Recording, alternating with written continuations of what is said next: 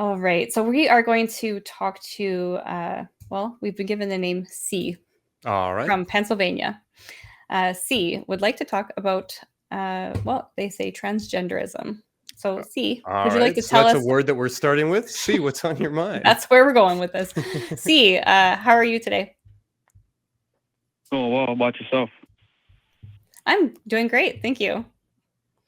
What would you like to talk about? All right. If you guys like hear pauses, it's a little delay, so Sure. I'm still here in case. Mhm. So first off, I like to ask because I believe I heard I tuned in a little late. I heard Christy mention something about you're a psychologist, correct? I'm a licensed professional counselor. Oh, counselor. Okay, I'm sorry. So. I heard you mention something about transgenderism earlier, and not too long ago, you guys mentioned about teaching about gender ideology in the schools. I just have a question. So, what is the basis for the legitimacy of somebody being transgender? Like, is it something that's biological, something that's mental? Is it just how you feel? Can I get a little clarity on that? You seem to be an expert in that field. Yeah, I mean it's a little bit of a messy question, but I'll just say that we are relying on a number of different data points. First and foremost, if somebody tells me, "Hey, this is a true fact about me," I'm usually going to roll with that. So broadly, yes, we are talking about self-identification, but we do have a number of different data points, a number of different ways of looking at sex and gender and trying to understand the corollaries between the two, and a lot of different interesting research to try and get at what are people describing. When somebody says, this is something about me, this is something about myself that I want for you to understand, we listen to them. But we can also do some pretty interesting studies on our brains, on our different like developmental experiences, on our hormone levels, on a number of different things to try and understand what it is that they're describing and to try and find those corollaries. So I don't know how well that answers your question. I'm not sure I fully understand the nature of your question. Well, I'm more of asking like, so let's say, because I'm 30 years old, let's say I want to identify as a 10-year-old boy. Like why would one be legitimate and another not be legitimate in regards to like the trans issue? Like, I'm male identifying as a female. Because I don't know, are you like... Yeah, so you're using that word identify really just sort of loosey-goosey. So I don't even really know what you mean by it. When I tell people that I am a man, what I mean is that I see myself, I understand myself, I experience myself as a man. And so when I tell people that, they take it for granted that I am a man. When I tell people that I am a 10-year-old boy, people aren't really going to believe that for a number of reasons, the most significant of which being the fact that it would be impossible for a 35-year-old to be 10. So help me understand how that correlation connects. Age is also not like a construct that we just hold socially. It's empirical. It's evidential. There's empirical, there's data, there's things that we can, it's a different kind of category altogether. If I could weigh and measure somebody's gender, that might be a little bit better comparison, but I clearly can't. And so I'm reliant on these, less scientific, if you want to say that, measures. But when somebody tells me that they're a fan of this type of music or that they have a personality like this or that or the other, I take them at their word. Okay. I'm just confused because I don't know if you support like any type of identification. When I say identity, I mean like identification. So, for example... Wait. So you just defined identity by saying identification? I don't know what you mean, but I feel like what you're implying is that when somebody tells you about their gender, that they're just making it up or that they're lying. Or that identity is just off course. Or that identity is just something that you speak out loud. Which is like, I think Christy had mentioned already that the way you guys declare it. Yeah, the way you're identifying identity, it's not just a thing. It's not just a bio that you put out. It's not just words that you say out loud. Like when we talk about identity, it is a multifaceted thing that we talk about there's many different areas that we're taking into account. Most people, when they're talking about their identity, it's an experience. It's the way they see themselves in the world. It's the way people interact with them. It's the way that they, portray themselves outwardly. It's the way they imagine themselves. Like, there's a whole bunch of other factors to it. Saying the words out loud is a very minuscule part of someone's identity. Right.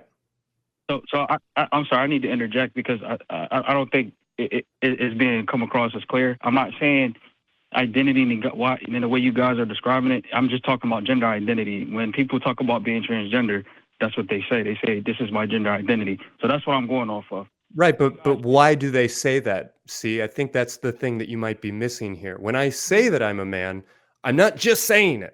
Because if I say right now, oh, I'm a woman, that doesn't mean anything. It's just words coming out of my mouth. When I say that I'm a man, what I'm telling you about is the truth of my experience. I understand that, and I mean I never made that statement that it's not something that you say. I'm aware that people that's what their lived experience is. I never made that claim that it's just something you say. I'm just pointing out the fact that we're just trying to get a little more clarity on each other's definitions here. So I would say I'm curious on how you're using identity, but maybe a tactic would be to say, like, how are you identifying? If you identify as a man, what is the word I'm looking for here? How do you describe yourself? Can you describe, why do you describe yourself as a man? Like, what does that mean to you? Well, I'm sorry, before I answer that question, because I don't want to forget my thoughts. Sure. You guys mentioned that gender is a social construct. So race is something that I hear is also a social construct. So let's say I'm a black man. So let's say I wanted to identify as being white. That's something that I feel is my experience. You're still, I have to pause you there, because the whole "I want to" piece feels really disingenuous. You keep saying that it's not just the words that you say, but it's more than that. You don't want to identify as a man. You are a man, and then you tell people about it. Also, we don't need to go into hypotheticals. I just asked you a very real question. Like, if you would like to share with us your gender identity, I would like you to explain to us why that is. So we don't need to go into hypotheticals about race or 10-year-old stuff. You tell me an identity, and I'm going to ask you why, and then we can talk about it. And that might be a better way to stay out of the hypothetical, because, like Tracy said, like, that seems a little bit more disingenuous. I don't think it is, because Rachel Dolezal is a person who actually experienced this. So it's not like it's a hypothetical. It actually does happen. Yeah, but for the sake of this being my show and I'm asking you a question, can you tell me, like, why you would identify in one way or another? You tell me what you think me being one gender is for you. If you identify as a man, and I have to admit, I'm honestly going based off of, the things that I'm assuming about you, unless you tell me otherwise. Why? Why do you feel that way? Why would you mark down one box and the other when, filling out a form or whatever? What does that mean to you? Like Christy kind of like answered the question earlier. It's not a feeling. There's things that's objectively measurable. I don't feel like I'm a man. I am a man, because there are things that make up. How do you know you're a man? Human makeup. Huh? How do you know that you're a man? I know I'm a man. Yes. Because there are things that objectively, like scientific, like what? point out the like fact what? I'm a man. Just start listing them for me, buddy. Like, come on. Well, I mean, genetics is one thing. Chromosomes. Okay, so you're talking about that XXXY dichotomy? We have debunked that 10 million times on secular sexuality. I guess this isn't that show, so I can't lean on that. And I'll just say, genetics are a lot more complicated than those two options. Okay. So it's absolutely possible to have ovaries and an XY chromosome set. It's absolutely possible to experience yourself and to present to the entire world as a woman, and to identify as a woman, to be a woman, and to not have XX chromosomes. And so genetics, you can't just say genetics and like we'll move on. That's not the reality of a sophisticated understanding of human genetics. So what else? Make the rule though? I didn't quite catch what you said. Either. I'm sorry. Do exceptions make the rule, is what he said, I think. Yeah. Yes. I mean, you're the one who just Yes. referenced Rachel Dolezal. What is that story? Like 10 years old? It's a good one. It's a favorite. Yeah, I have a hard time with do exceptions prove the rule? I'm not talking about any particular exceptions. I'm just acknowledging the incredible diversity of humanity and how you saying, quote, genetics is why I'm a man is kind of bullshit. So, and also see, because I can't know your genetics, honestly, if I were to interact with you. I mean, do you know your genetics? Have you ever had your genome sequenced? A lot of people come into certain parts of their lives and they go their whole lives without knowing their genetics about like their total chromosomal breakdown. So I feel like it's a pretty mute point, and it is like it's not as strong as you think it is. If you really kind of get into the nitty gritty of it. So I would like to know your second best. If that's your first best, what is your second best point that says or that makes you know that you're a man? I'm sorry. I just have to interject because you guys are saying just because you can't see your genetics, I mean, it's not a strong point. I mean, if I close my eyes and that's not the only thing that we said. No, that's not one of the points. The main point. See, we're going to keep going. We're going to be chasing our tails throughout this whole conversation if we kind of don't slow down a little bit. There's one question right now that's kind of on the table. We've asked you to explain to us why and how you know that you are a man. And so you said chromosomes. We've got some, unless you've ever sequenced your DNA, you don't have that as an explanation of how you know you're a man. Yeah, we've got some kind of feedback on that one. It's not super it doesn't work so much for us. So maybe what's your second best evidence besides going back and rehashing the whole chromosome thing or DNA thing? What is like the next best one that we could talk about? And I did have you muted because we do need to hear each other if we're going to have a conversation. Otherwise, it's not a conversation. You're not muted right now. Okay. Okay. There's a delay, so I'm trying to talk and then you're talking. Sure. So that's why it seems like I'm not trying to interrupt you. But I think it's important because you guys are making statements and I can't clarify what I'm saying. I think it's important. Oh, we want you to clarify. Yeah, definitely. Okay, so you guys mentioned that you can't sequence your genetics, you can't see your genetics. If I'm looking out in the street, no, you can. I'm just saying you haven't, have you? And most people haven't, and most people go their whole lives not ever thinking about their chromosomes. That's all we were saying. Wait, but one of you guys just said that it's a moot point. So regardless or not, if I sequence my genetics, it doesn't mean that I'm not a man. Just like if I go outside and close my eyes and don't see cars, doesn't mean but if there, you know what I'm saying? If we can't see your genetics, we can't bring it up and look on it and share our screens and talk about it. You can't use your genetics as an explanation for something if you don't know your own genetics. So let's move on to number 2. What's the next one, please? Those would be I don't believe in gender. I believe gender and sex are one and the same, correlated. There's really nothing else I need to say because it's settled science. It's not like I'm not making a theory. But that's not science. See, that's the thing that's gonna bother me. That's the thing that's gonna keep me up at night. Is you are just labeling it science without having read a science book. I'm telling you, that's introductory freshman level stuff in every single field that has any touch on any of this stuff. You can call us and you can say, well, I'm curious because I have this problem, but you're not going out and reading books. You're not actually doing the research. You're not actually looking at the science, because if you were, you wouldn't be calling us with these questions. And I mean that. I'm not trying to prove you wrong, see? That's really not my interest or my job here. I would really love it if you would actually read some of that science. Why is it that you wanted to spend your Friday night having this conversation rather than spending your Friday night reading about genetics, for instance? I mean, I'm looking at something now. It's a SRY gene, and it's saying it's a gene that provides instructions for making a protein that determines sex. So I mean, you guys are saying it's not settled science, but I mean, it's a Medline Plus, a government website that studies genetics. So I'm just you're on a government website while you're having a phone call with us. Does that really sound like scientific research? Does that sound like really exploring and working to understand the universe? You're a stranger to me. I'm really not trying to embarrass you or talk down to you or be rude to you on any level.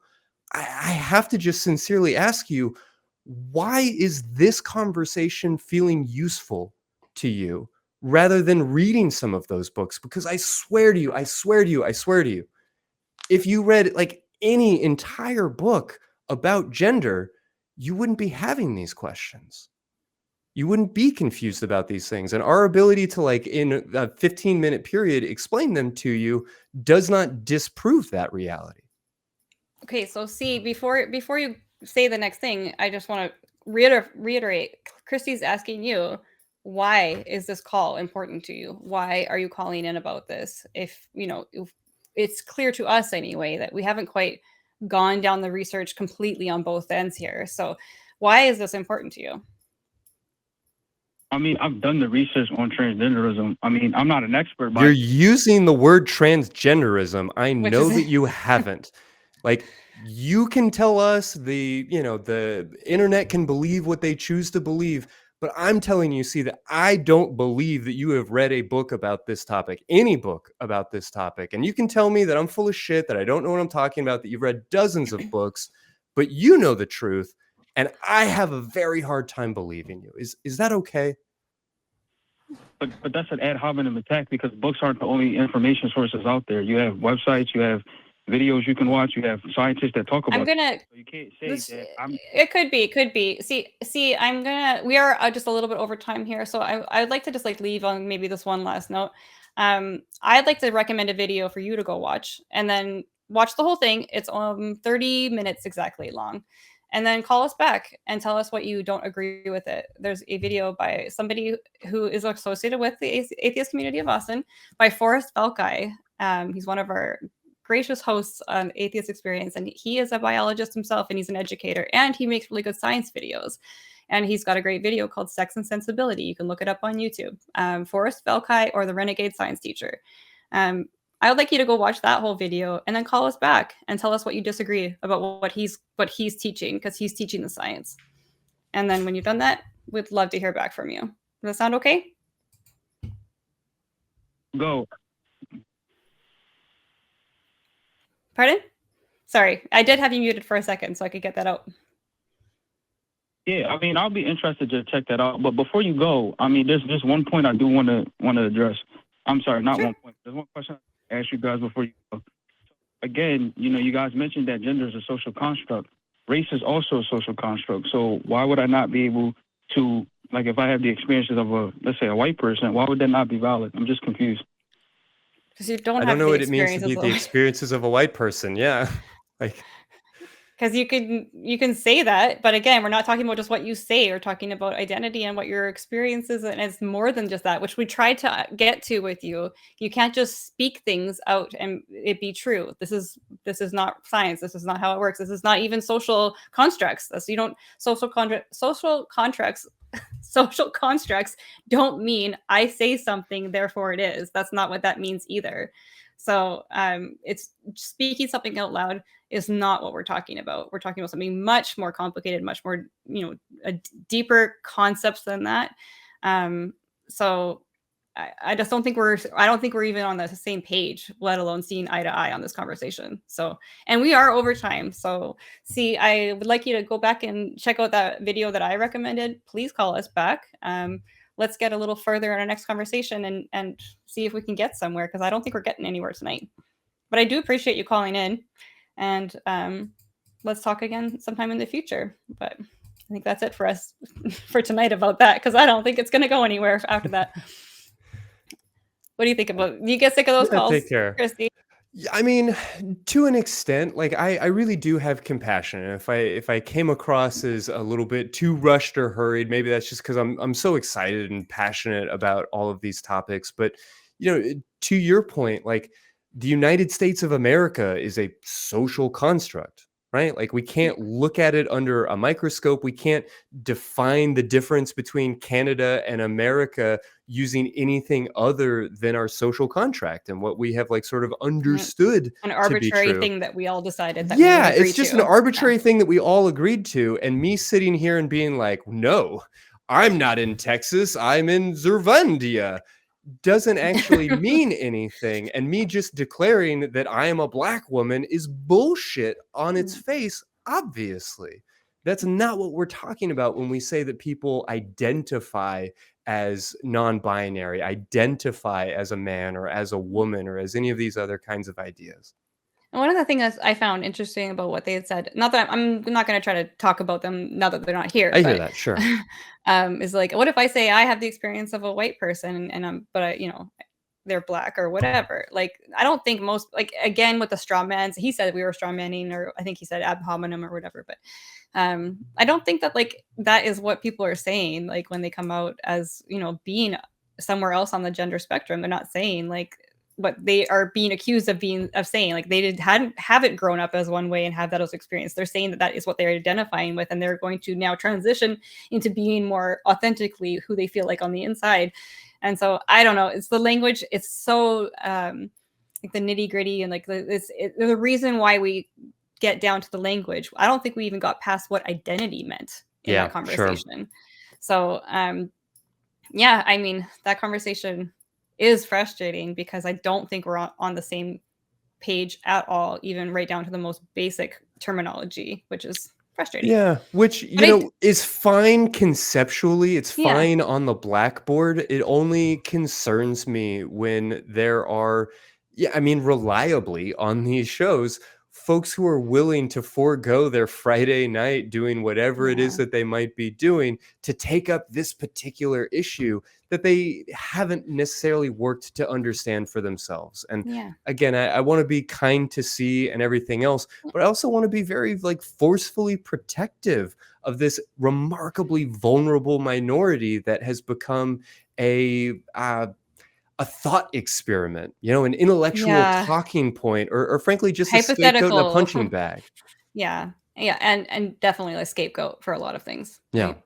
It is hard. And we do have people in our own community here who do the exact opposite. Rather than spending their Friday night asking questions on a call-in show, they put themselves out there and are willing to answer questions. And so we have many people who are work with us here at the ACA who are open to taking your calls about it because they themselves are trans or whatever other part they have. Like, we have a lot of different people who on the show who are willing to talk about it, and they have made that sacrifice to put themselves out there and sometimes be called all sorts of things online. So I mean, let's continue to protect people, and if people want to have those conversations, there are people over on this side that are willing to have sincere, authentic conversations, but you have to do the research and you have to be on the same page. Yeah. At least somewhat. Do your homework, put some intellectual effort into it. Yeah, these are important topics.